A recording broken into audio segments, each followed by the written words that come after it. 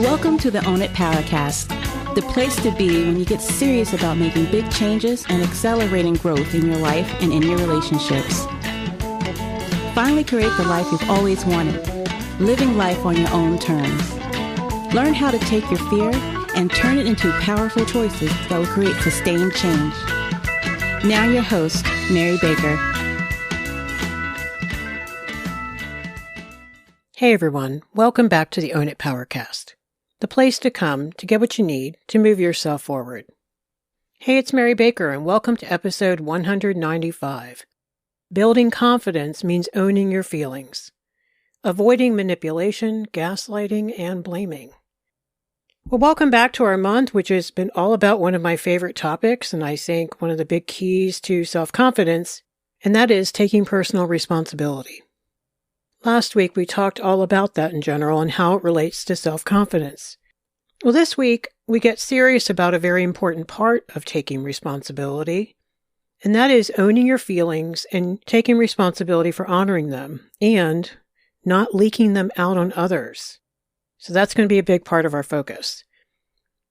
It involves acknowledging and accepting your emotions without letting them control your behavior or manipulate other people.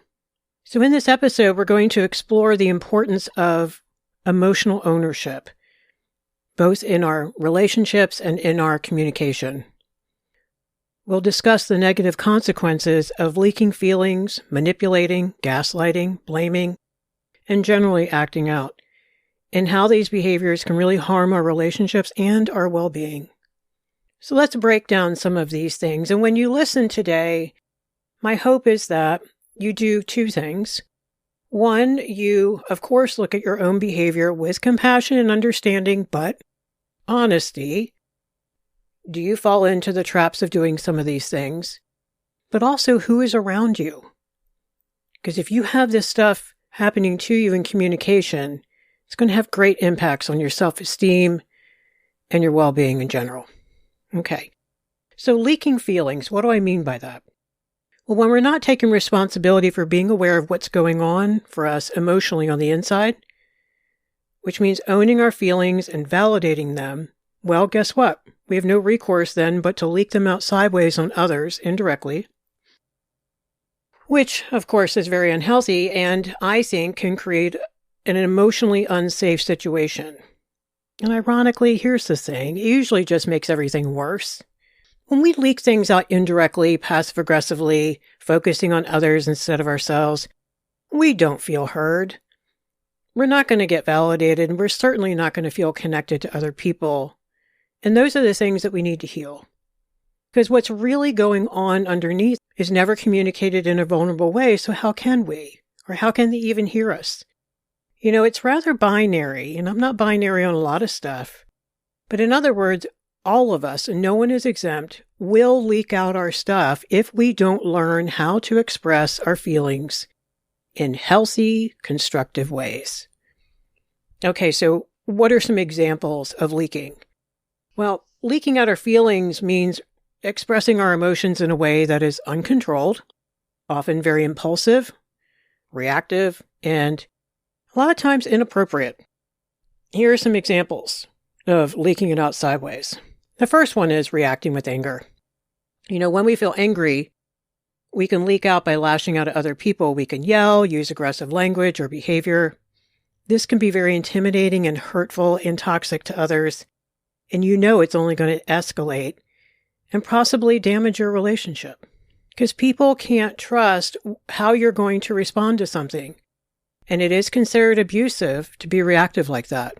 Because people don't know what's coming. So they don't feel safe with you. I'm not saying don't have your feelings. But when we act it out of the blue, like a drive-by, it's very stressful and it puts people into fight or flight. A more obvious way of leaking it out sideways is blaming others. You know, when we feel frustrated or upset, we might blame other people for our problems or our mistakes. This can lead to a lot of defensiveness and resentment in others. And it's going to prevent us from taking responsibility for our own actions. You know, we're often afraid to own things because we have a distorted view of ourselves. Way too much shame, lots of unearned guilt like we've talked about here on the show, blurred boundaries, with others, those things can make it really hard to own what we really need to own. When I see clients begin to heal through self-acceptance and detachment, they organically begin to accept what they've done wrong, screwed up, dropped the ball on, and then want to admit and make it right. Their integrity is also a big part of this. Okay, so if our shame sponge is so full, we're not going to be able to be very mature and own what we need to own. Another way we leak our stuff out is withdrawing or shutting down. Sometimes when we feel overwhelmed by our emotions, we may withdraw from others or shut down emotionally. Okay, kids learn how to do this to be safe in the home. Because maybe your brother lashed out and said some things and, bad things happened to him, either physically or emotionally or both. So maybe you learn to go in your room and close the door and hide under the covers.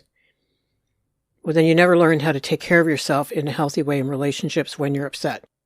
But see, when we withdraw or shut down, we abandon them. And then this is so isolating and actually can prevent us from resolving conflicts or addressing our concerns in healthy ways. It doesn't help us practice sharing vulnerably. And nothing gets resolved without that. And finally, oversharing personal information. When we're feeling emotional, we may overshare personal information or just disclose things that are inappropriate or uncomfortable or, not at the right time. This can damage trust and boundaries in our relationships. Like someone is sharing with you a difficult thing that she's walking through and you can't handle that. So then you turn around and make it about you and share all this stuff. And that's not okay. So finally, making people guess as to what's going on with us. So we pick fights about stupid stuff. We come in the house, we throw our stuff down, we slam cabinet doors. We're frustrated that people left a cup on the counter, things like that. Displacement, right? Kicking the dog. Taking things out on people that don't really mean anything, because what we're not able to do is walk in the door, put our stuff down and say, I'm really struggling. I really effed up today and I don't know what I'm going to do. So leaking out our feelings is dishonest emotionally, and it can really be harmful to ourselves and others because it's going to lead to a lot of misunderstandings, a lot of conflict, and damage to relationships. We also miss opportunities for us to grow and connect with them. It's important to learn how to express our emotions in a healthy and constructive way, right? Another big way that we can create a lot of unsafety in our relationships, and this is a big one you've heard me talk about often, and that's manipulation. Putting your stuff on other people and not owning your shit. That's my clinical definition of it. So manipulative communication is very subtle and insidious and often hard to see on the surface, because when people are really good at it, we call them the masters. It might take you a while to unpack why you feel uncomfortable or why you're angry or why that's messed up. And don't be hard on yourself. They get the smartest, most adept people drinking the Kool-Aid. Manipulative communication means using language and behavior to influence or control others in a way that is deceptive, it's unfair, or unethical. Now, here are some examples of manipulative communication, but of course there's a million ways you can do this, so don't get stuck just on these.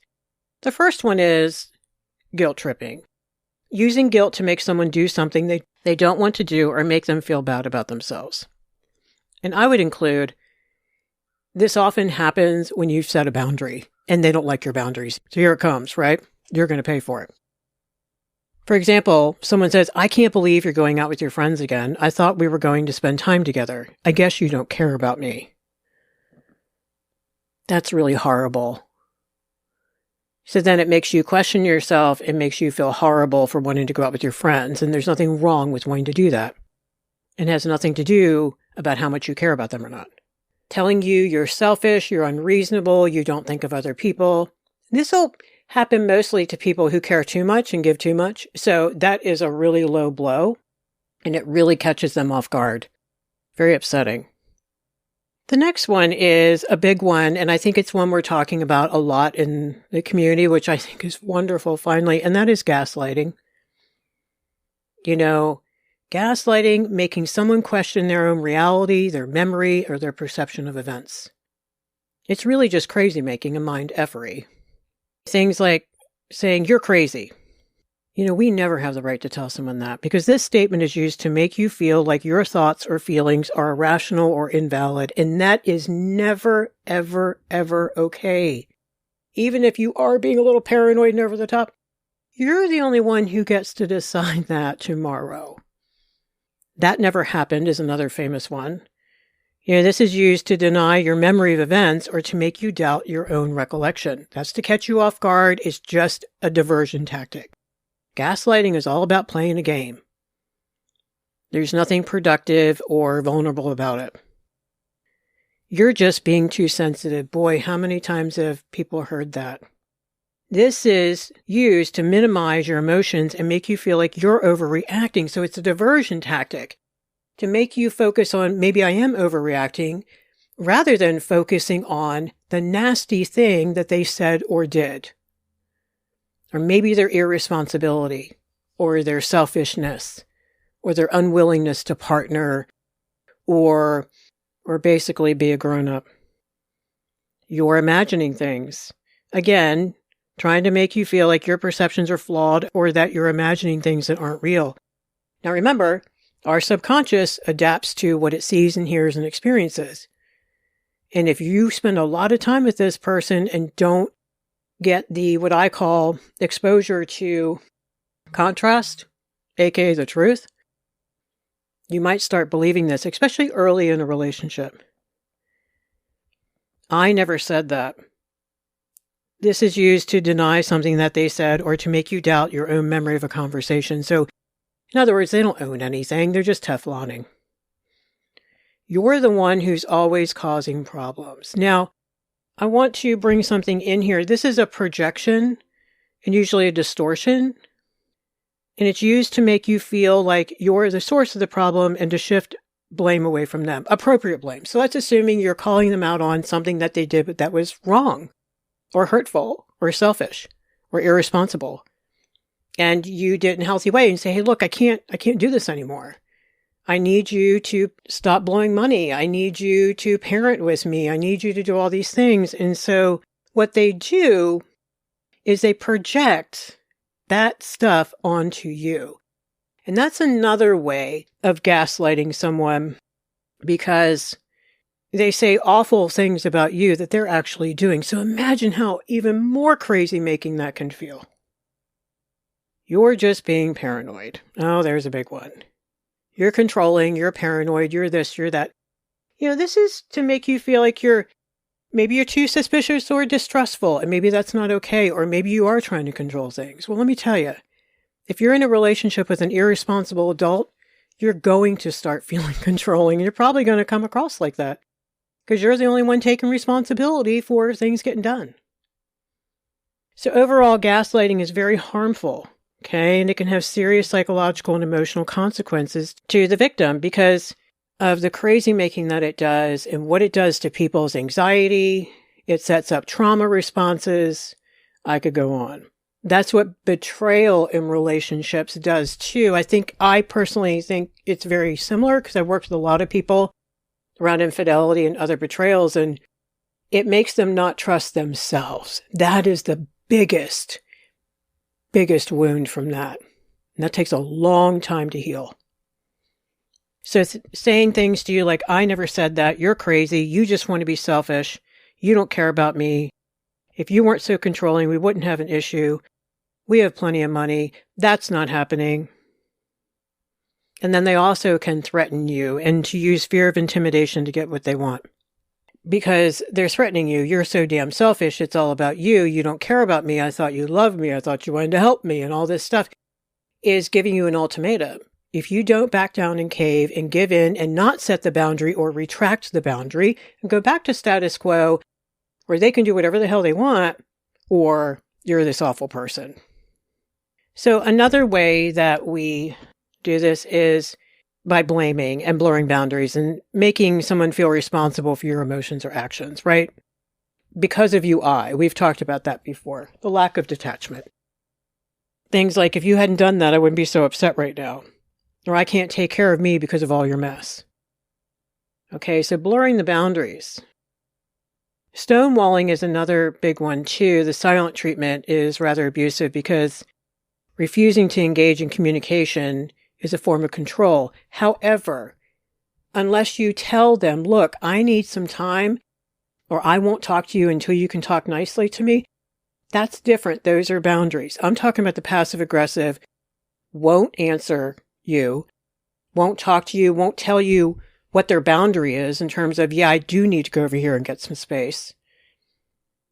The control is they're not letting you know. They're not engaging. That's really passive aggressive. And finally, diverting is another way to manipulate. We talked a little bit about that with the gaslighting. Let's say the original issue was something really small, but it's the boundary you set in a healthy way that they don't like, of course. And they want to divert from the real issue. Like say, maybe they've been dishonest or irresponsible.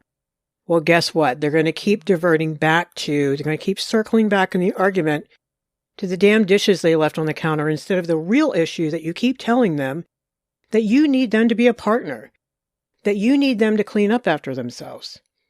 But see, they can't handle talking about the real issue. So they're going to minimize it. And I think when people do this, it's really condescending. You just are worried about the dishes. You're just controlling, right?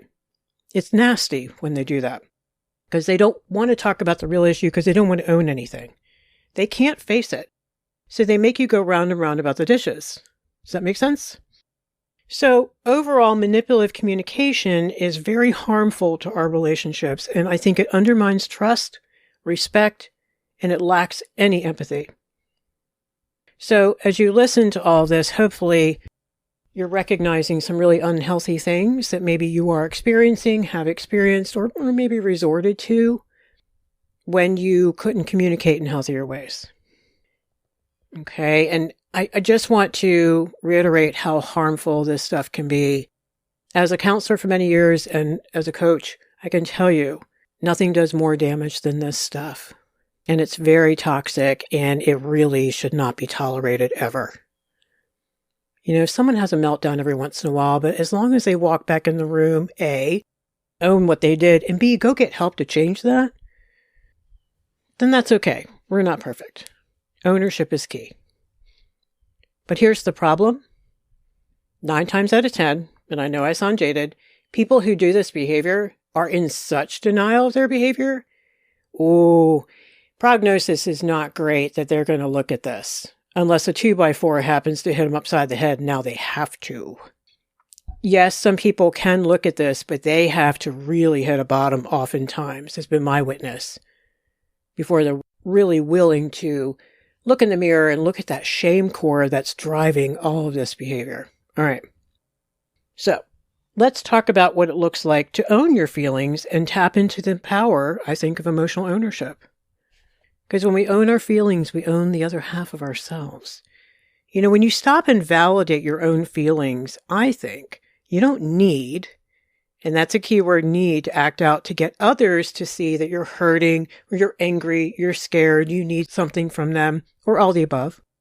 You give yourself compassion for how you feel, and you don't ignore your feelings. You don't act them out like we just talked about. You say, no wonder I'm pissed. That guy almost ran me off the road. But I'm also shaking because that was scary as hell. Do you hear how emotionally honest that is? So I tell clients all the time, and I've shared this with you before, this is how you work on this.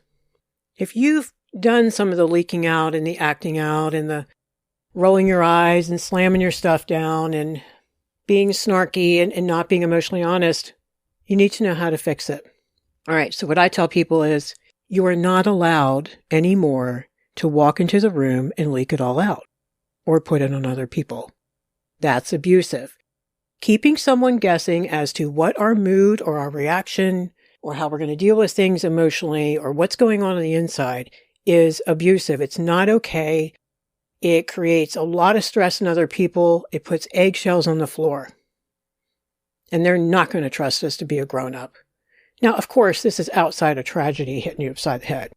I'm talking about everyday stuff. All right, so you better go into that bathroom, close that door, and have a seat. And I want you to think about, number one, what am I feeling? Am I feeling angry, scared, hurt, disappointed? You can feel a lot of things and a lot of conflicting things. Second thing, very important, why does that make sense? Like, take me out, put someone reasonable in my space. They just went through what I just went through. How might they feel and why? Because a big reason why we act out our stuff is we have a hard time validating what we feel. Number three, what do I need? I might need to take a break, take a nap. I might need to reach out. I might need to get some counseling.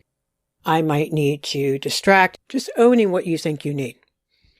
Then finally, what do I need to do to take care of myself, right? And part of that is addressing what we need. Like maybe I need to just come to acceptance around something. Maybe I need to grieve something to do that. Maybe I need some more self-care. Maybe I'm acting out because I'm tired and I'm stressed, but I've really just been exhausting myself. Maybe I need to walk out in that room and share what's going on. Maybe I need to make a decision I know I don't want to make. Maybe I need to say no to them, say no to me, or both, etc., etc., etc. Guys, this is where the ownership is. Bringing it back to yourself. You are only allowed in that bathroom when you can own your feelings, the real feelings underneath. The fear, the vulnerable, the statements like, I know I need to say no to him, but damn it, I'm so afraid of what that's going to be like. Or I'm so disappointed in myself for dropping the ball today.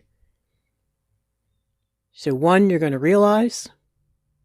Two, you're going to walk out there and reveal what's going on if appropriate. And three, you're going to resolve to take ownership of what you need and what you need to do.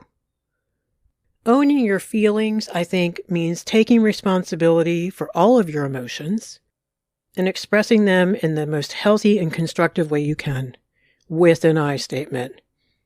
And that means acknowledging and accepting your emotions without letting them control your behavior, without letting them manipulate other people to get your needs met. So here are some examples of what it really looks like to own your feelings and not act them out. And some of these might be very obvious, and sorry, but in some of these we may think we're doing, and we're not really. Okay, so it's good to hear them again. All right, number one, obviously communicating openly. When you own your feelings, you're able to communicate them openly and honestly, with emotional honesty. You express yourself in a calm and respectful way as best you can, even when you're feeling upset or frustrated. But I think the key here is keeping your feelings about you. I'm struggling, I'm scared, I'm furious.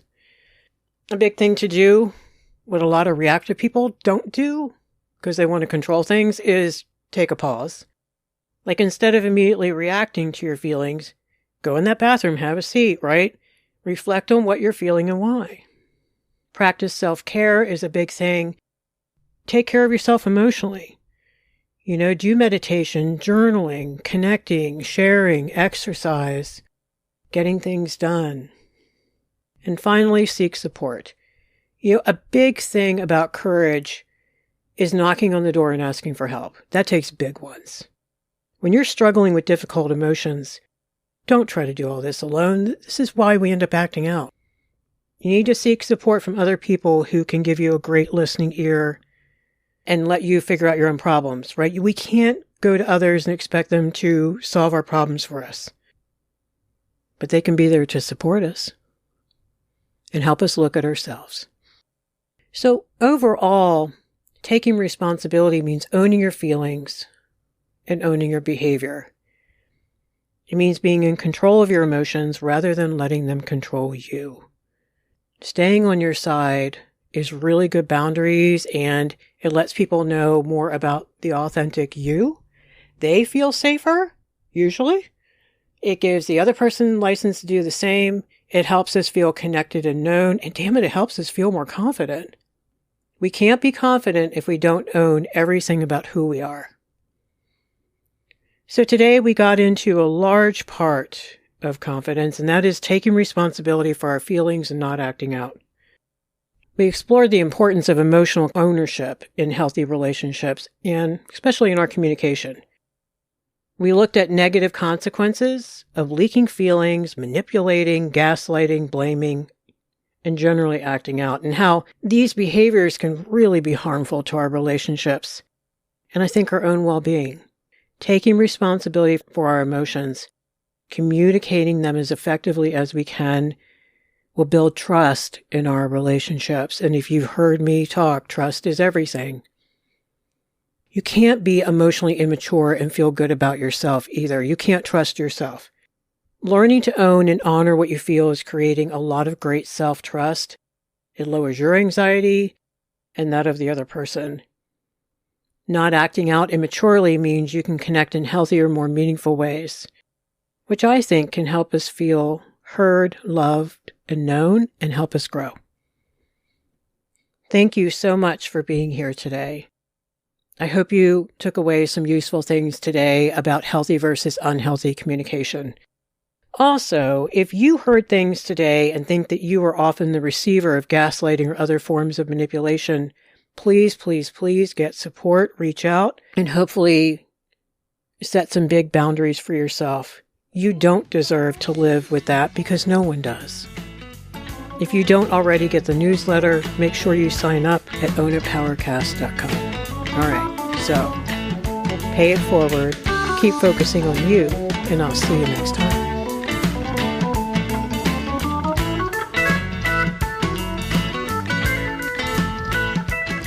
We hope you took away some useful insights and tools you can begin using right away. If you did, please leave a positive review and share on your social media. Because could you imagine if everyone in your life really got it together? Remember, own it now, so you can really own it later.